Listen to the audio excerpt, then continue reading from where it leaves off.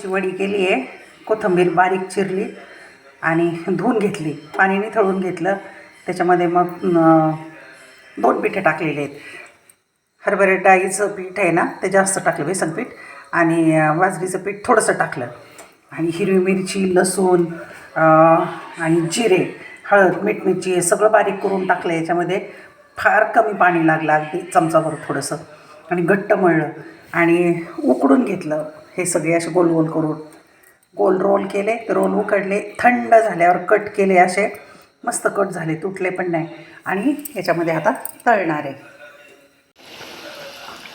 आणि असे deep fry करायला टाकली आहे. बराच वेळ तळून घेते आता खमंग.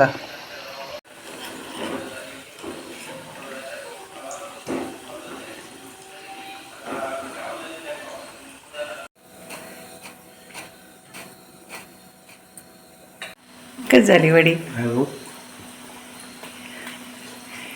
बोलता पण यायला, गरम गरम खाताना. टेस्टी कोथिंबीर वडी खमंग उकडून घेतली आणि तळून घेतली, खूप सुंदर झाली.